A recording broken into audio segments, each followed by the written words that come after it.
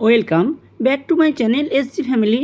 জয় শ্রীকৃষ্ণ, রাধে রাধে বলে চলে এলাম আবার আমরা একটা নতুন সকাল নিয়ে। তো বন্ধুরা, সবাইকে জানাই গুড মর্নিং, শুভ সকাল। তার সাথে সবাইকে জানাই অনেক অনেক শুভেচ্ছা, অনেক অনেক অভিনন্দন। তো বন্ধুরা, রোজকার মতো চলে এলাম আজকেও একটি গল্প নিয়ে।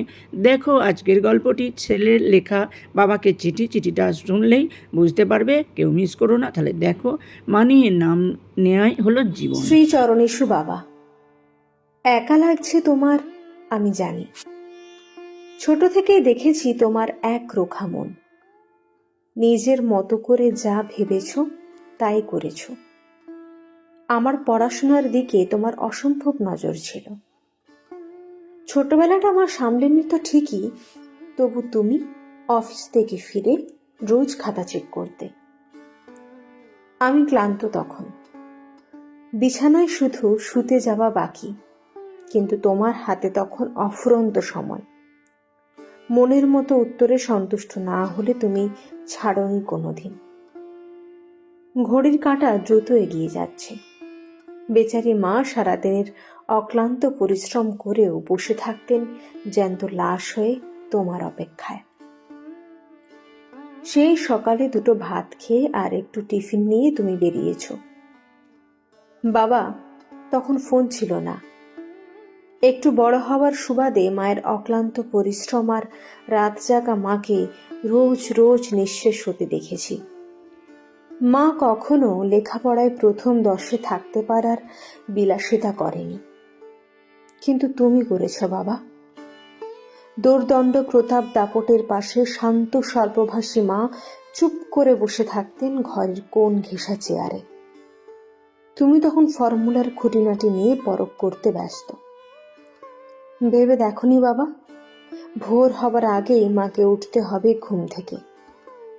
51বর্তী পরিবারের বউয়ের আলো ফুটে ওঠার আগে উঠে উঠোনে গোবর জলের ছিটা দিয়ে বাহ্যিক শুদ্ধতার কি আপ্রাণ প্রচেষ্টা দেখাতে হবে। স্নান সেরে ভেজা চুলে কোনো মতে সিঁদুরটা ছুঁয়ে সবার জন্য চায়ের আয়োজন। সবাই মুখে বলতো বড় বৌমার হাতের চায় নাকি ঘুমের আমেজ যেত কেটে। তখন বুঝিনি, পরে বুঝতে অসুবিধে হয়নি। সবটাই ছিল নরম মনের মাকে দিয়ে কাজ করিয়ে নেবার ফন্দি। কাকিমার কাছে এ ধরনের প্রত্যাশা কারোর ছিল না, কিন্তু কেন তা ভেবে দেখার গভীরে তুমি যেতে চাওনি কোনোদিন। কোমরের নিচে এক ঢাল চুলের মাঝে সিঁদুরের রেখা কি যে অপূর্ব ছিল মায়ের রূপ, যেন দেবী। সবকিছু সেরে পুজোর ঘরে মায়ের খানিকটা সময় থাকতে ভালো লাগতো। ঠিক সেই সময় ছোট কাকা বাজার নিয়ে এসে হাঁক ছেড়ে বড় বৌদিকে ডাকত। হাসি মুখে মা মাথার কাপড়টা ঠিক করতে করতে বাজারে থলে হাতে নিয়ে ডুব দিত কাজে। আমি আড়ালে লক্ষ্য করেছি, জানো বাবা, মায়ের পুজোর কাজ তখনও শেষ হতো না। এখনো মনে আছে, মা তোমাকে বলেছিল পুজোটা রোজ অর্ধেক পথেই থামিয়ে দিতে হয়।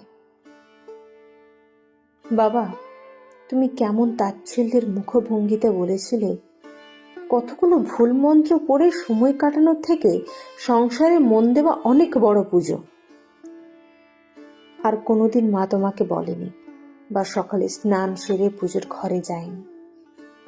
সব দায়িত্ব পালনের পর বেলা শেষে স্নান সেরে মা ঠাকুর ঘরে যেত আত্মতৃপ্তির জন্য। আমি স্কুল থেকে ফিরে ঠাকুর ঘরের আড়াল থেকে মাকে ঠাকুরের সামনে তন্ময় হয়ে বসে থাকতে দেখেছি। পাছে শব্দ হলে মায়ের মনোসংযোগ নষ্ট হয়, তাই নিঃশ্বাসটাও আস্তে ফেলেছি। রাতে মাছের আয়োজন প্রায় রোজ বেশ বড় আকারে হতো। সারাদিনের অফিসের ব্যস্ততায় বাড়ির ছেলেদের ভালো করে খাওয়া হতো না, তাই রাতের খাবার হবে সবার মনের মতো। সব মিটিয়ে মা স্নান না সেরে ঘুমোতে যেত না। বাবা, এতেও তুমি রোজ বিরক্ত হয়েছ। তোমার তৃপ্তি মতো কঠিন শব্দ সাজিয়ে বলতে ছাড়নি। এতে মায়ের মনের হদিশ খুঁজতে চেষ্টা করনি কোনোদিন। আসলে তোমার অফিসের বসের চেয়ারটাকে ছেড়ে ঘরে আসতে পারোনি। আমার সেই সময় প্রতিটা কথা না বুঝলেও খারাপ লাগতো এত পরাধীন মাকে দেখে। মা যেদিন প্রথম অসুস্থ হলো, তোমার মিটিং আছে বলে অফিসে চলে গেছিলে। আমার তখন ক্লাস 11। একান্নবর্তী পরিবারে মাকে নিয়ে একা ডাক্তারের কাছে যাওয়া যায় এতটা সাহস হয়নি। কাকাকে বলেছিলাম, কিন্তু ব্যস্ত বড় ব্যবসায়ী কাকা শুনেও না শোনার ভান করে চলে গেল। শুকনো মুখে অপোক্ত শরীর নিয়ে ভাগের কাজগুলো মাকে করতে হয়েছে রোজ। অফিস থেকে তুমি ফিরে জানতে চাওনি বাবা কেমন আছো। মা চাইতো তোমার একটু কেয়ার। আমি ওই বয়সে বুঝেছি, কিন্তু তুমি বোঝনি। আমি তখন কলেজের ছাত্র, সেকেন্ড ইয়ারের। মা অসুস্থ ছিল সকাল থেকে। তুমি তখন কর্মজগতে বেশ বড় পোস্টে। সময় ছিল না তোমার ডাক্তার দেখানোর। কলেজে সেদিন যেতে পারিনি মায়ের এত কষ্ট দেখে। সাহস করে একটা ডাক্তার ডেকে এনেছিলাম নিজের কিছু জমানো টাকার ভরসায়। হাসপাতালে মাকে ভর্তি হতে হবে। অবস্থা ভালো নয় বলে ডাক্তার চলে গেলেন। মাটিটা কেমন যেন কাঁপছে, পা ঢুকে যাচ্ছে অতলে। বাবা আসার পর মাকে হাসপাতালে ভর্তি করা হলো। তখন সবাই ছিল পাশে, কাকা, কাকিমা, পিসি, ভাই, সবার চোখে জল। এত ভালো মানুষটার বিপদ কিছু হবে না। বাবা, সেদিন তোমাকে দেখেছিলাম খানিকটা দমে যেতে। ভালো করে লক্ষ্য করলে হয়তো আবিষ্কৃত হতো চোখের কোণে জল।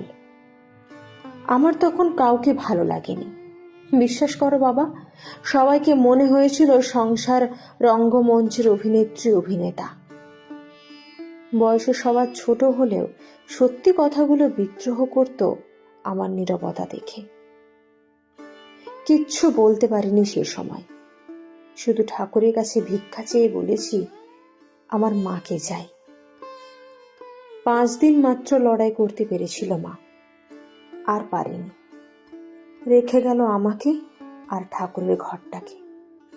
তোমার মনের একাকিত্ব আমি কখনো বুঝতে চাইনি বাবা। তোমার মনের কাছে আমাকে আসতে দাওনি কখনো। শাসন অনুশাসনের চাপে দূরে থাকতেই নিরাপদ লাগতো। মা বেঁচে থাকতে মাকে তোমার কতটা প্রয়োজন বুঝতে দাওনি কাউকে। গঙ্গার জলে অস্থিটা ভাসিয়ে ঘরে ফিরে মায়ের চেয়ারটায় বসেছিলে। ইচ্ছে করছিল তোমাকে জড়িয়ে ধরে অনেকটা কাঁদি, কিন্তু কেন বলো তো বাবা, সেটা পারিনি। মাকে যেমন করে জড়িয়ে ধরে বায়না করেছি ছোটবেলায়, তোমার কাছে করার সুযোগ পাইনি। প্রতিদিনে তুমি ছিলে সবার ধরা ছোঁয়ার বাইরে। সেদিন তুমি ছিলে সম্পূর্ণ একা। বাড়ির সকলের উপচে পড়া ভালোবাসায় ঘটা করে নিয়ম পালন করতে দেখে আমার বিরক্ত লাগছিল। মেনে নিতে শিখেছি মাকে দেখে। এটা সম্পূর্ণ আমার মধ্যে মা রেখে গিয়েছিল। তোমার এখন অখণ্ড অবসর বাবা। আমার অবস্থান ব্যাঙ্গালোরে। সকাল থেকে রাত পর্যন্ত শুধু কাজ আর কাজ। অনেকদিন হয়ে গেল তোমার কোনো খোঁজ নেওয়া হয় না। ফোনে কথা বলতে ইচ্ছে করে না তোমার সাথে। প্রতিটা শব্দের উপস্থাপনে কোনো আন্তরিকতা পায় না, জানো বাবা। অনেকগুলো চিঠি লিখে আবার ছিঁড়ে ফেলেছি। শুধু মনে হয়েছে, কাকে লিখছি? সত্যি কি কোনো অনুভূতি আছে বাবার? ছোটবেলা থেকে তোমার সাথে বন্ধুত্ব হয়নি কখনো। নিজের চারদিকে একটা কঠিন দেওয়াল নিয়ে রেখেছ কাজের। টপকে যেতে পারিনি কোনোদিন। সবাই বিয়ের কথা বললেও তুমি আমার কাছে সহজ ছিলে না, তাই বলতে পারোনি। আসলে কথা হয়নি তেমন মাখো মাখো আন্তরিকতায়। মাকে দেখে বিয়ে করার ইচ্ছেটা হয়নি কখনো। তোমার ঔদ্ধত্য মন যদি আমাকে আমার সরলতা থেকে দূরে সরিয়ে রাখে, তাহলে বেশ কটা জীবন বড় অবহেলায় যাপন করবে। ওই পথে যেতে মন চায়নি বাবা। আমার রোজের যাপনের স্বাচ্ছন্দ্য ছিল তোমার আগ্রহে। গৃহবধূ মাকে তুমি পোশাকে, খাদ্যে কোনো কষ্ট দাওনি, তবু কোথাও যেন ছুতে পারিনি তোমাকে, হয়তো বা সুযোগ দাওনি। কিন্তু কেন বাবা? কাকারা তোমার সাথে সম্পত্তি নিয়ে লড়াই করতে চেয়েছিল, তুমি সব ছেড়ে বৃদ্ধাশ্রমে এসে উঠেছ। এটাও তুমি আমাকে বলনি বাবা। হয়তো বুঝেছ তোমার ব্যাপারে আমার আগ্রহ কম। জানো বাবা, শান্ত কাকুর ছেলে ব্যাঙ্গালোরে এসেছে, ভালো চাকরি পেয়েছে। একদিন হঠাৎ দেখা ওর সাথে, দেখেই একটা প্রণাম ঠুকল। বুঝলাম অনেকটা বয়স পেরিয়ে এসেছি। জানি তুমি চিনতে পারছো না শান্ত কাকুকে। তার ছেলে রনিকে চেনা তো আরো অসম্ভব। এটাই ছিল বাবা তোমার চলার পথের উদাসীনতা। শব্দটা কি ঠিক হলো, উদাসীনতা? হয়তো বাহ্যিক কঠোরতায় সবাই এড়িয়ে গেছে তোমার কাছ থেকে।